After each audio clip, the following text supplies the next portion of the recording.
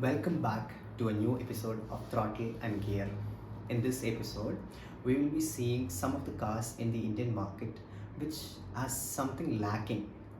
So, these cars can be of something lacking in the engine side, something lacking in the interior side, why their sales are lower, how these cars can, like these manufacturers can improve these cars. Basically, the first car that we are talking in this channel is the Citroen C3. So Citroen C3 has been in the market for a while now, but let me ask you a question. Have you seen a C3 in the roads? Probably you have seen very few ones. So Citroen marketed this car as a very mass market car, and they wanted it to compete with Maruti and Hyundai, but they can't quite get it there because there's a huge lack of features in this car. The engineering side, the car is a magnificent car. All the people who have bought this car are very happy with the car, and I think Citroen's dealership network is also very small, and they could improve that in their long term. But as the new Basalt and the Citroen C3 Aircross, the bigger cars, have hit the market, they have got all the better features actually. Like, when you go to a Hyundai or a Maruti car, I'll say Hyundai actually, not even Maruti, Hyundai car, you can see the premiumness you see in the interior, where Citroen lacks it a lot. Everything is cheap plastic, everything is like that. See, the more you don't spend more time with the engine or the gearbox, you spend more time inside the interior. So the interior should be a more premium experience in a car. So Citroen has to get that much better in terms of where they are now. So that is the number one car. The next car, or I would say cars, are the Maruti Suzuki cars. The main problem with these cars that I found is limited engine choices and gearbox choices. As in, most of the Maruti cars have only one engine choice, and there's some automatic and the manual. And the automatic is literally the same across all the Maruti products. I don't know how they can run.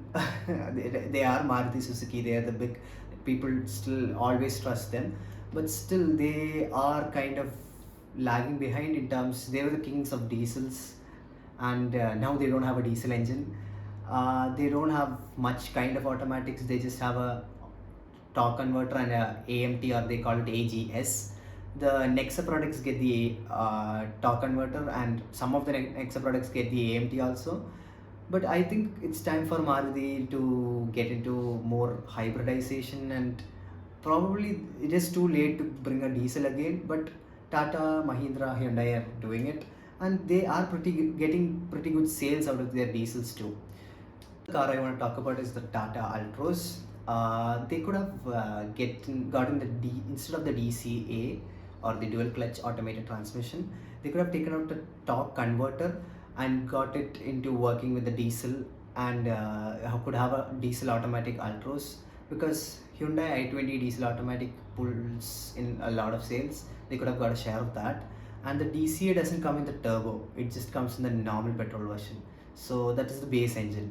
So your Tata's top selling, the premium, the high end, the automatic engine comes with the basic engine in the Altroz. I find that little weird, but end of the day it's a Tata, so yeah, it will be weird. And also another thing I find about the common thing everybody sees is the fitment issues and all with the Tata, but let's not discuss that in this video. That will be in another video. So the next car is actually the Mahindra XUV 3XO. So that one's problem is the diesel comes with an AMT, because AMT gearboxes are meant for city traffic. If you have a torque converter, it is actually better to use and all.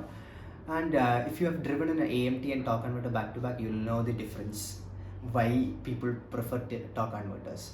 So if you are looking for a sub 4 meter car, and you want a diesel automatic, and you're a Ford user, you will know why the diesel is very good in a Ford car. So the only choice you can get is a Sonnet diesel automatic. But see, Sonnet has many compromises, like the back seat is a little smaller. So technically you'll go to the Mahindra 3XO. So the problem with the Mahindra 3XO is the diesel only comes with a AMT, which is again, as I said, The Altro's, like I said, the lower spec engine comes with the higher spec, what do you say, gearbox. But in the case of Mahindra 3XO, it is the ulta, as in the vice versa. That the engine is the higher end, like the top diesel is considered like the higher end, and the gearbox is a smaller, like lower end gearbox. So that doesn't make any sense. So Mahindra, if it had given the torque converter, that would have been better actually.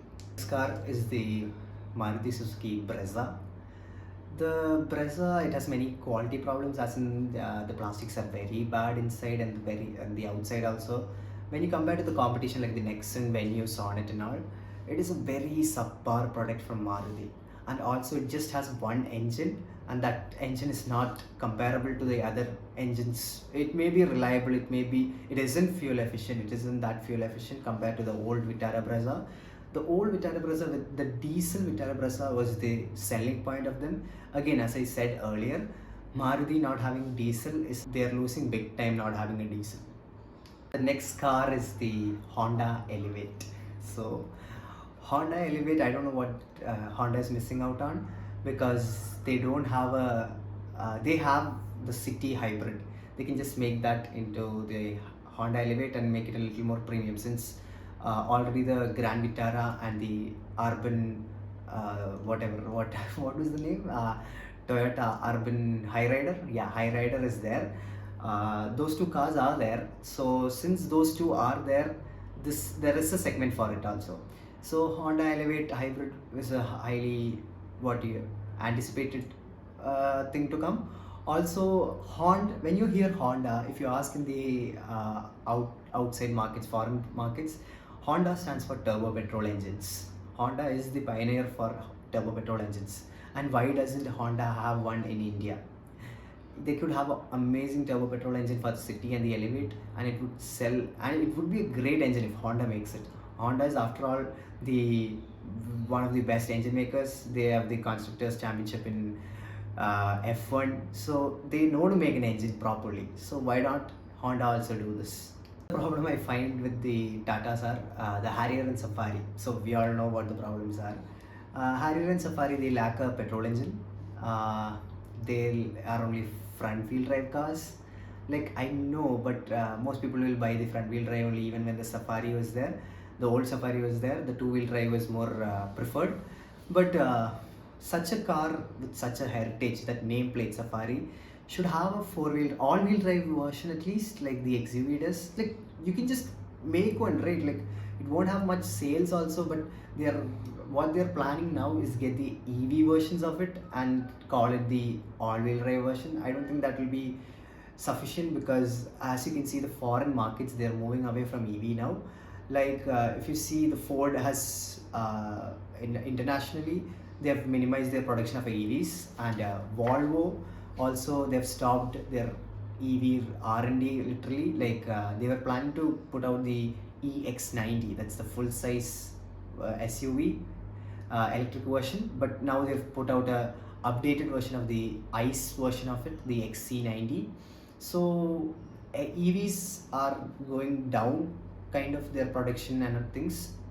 So I don't think that's the right time, and I think Tata Harrier and Safari should get a petrol engine and also all-wheel drive. It goes with the character of the cars. Another thing that is I'm so sad to tell this, but Slavia and Kushaq, they have discontinued the 1.5 manuals, and that's a very bad thing.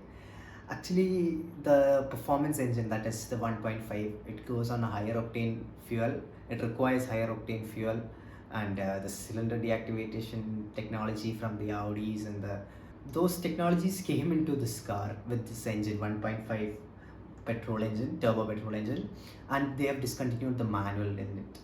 I don't know why they do it, because their automatic DSGs are pretty complaint prone. They say it is better now than it is better than, I'm sorry, it is better than the previous time, but I don't, but is it as reliable as your manuals? No, I don't think so.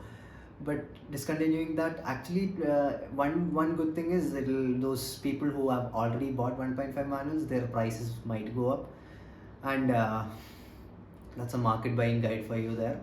uh, so I don't know why Skoda did that, but hopefully they might bring it back after seeing that it was a poor decision.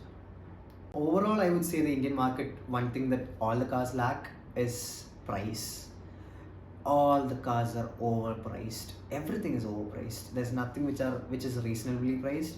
Like Mahindra literally scams you, telling that it is reasonably priced in the starting, but as you know, you should never buy a car when it is just released. Just wait for 1 year so that all the mistakes are rectified. By that time, when you go for a Mahindra car, all the prices are racked up. So I think all the car price. I know inflation matters, but inflation comes in account, and that's why the prices go up. But our salaries aren't going up. So, and bank loan interests aren't going down. So all the prices of these cars are very overpriced. I remember you used to get a Skoda Octavia for 8 to 10 lakhs. Now if you go for an Octavia, it's like 30 lakh plus. So I don't know, even if you take inflation in other countries also, these cars aren't that much expensive. I know the tax and all plays a huge role, but I think government should take off taxes for cars and everything, like not take off, reduce it. The CBU tax and stuff like that should be very much reduced. But let's see how it goes. Hopefully this video reaches out up to all the manufacturers, and they rectify it properly. Thank you for watching. Leave a like, share your thoughts on the comments, and don't forget to subscribe. We need more subscribers. I'm trying to get our channel monetized, so we are having more content. I think by next week we'll be meeting up with some bikes again, and hopefully everything goes well. Hope you're all having a good week.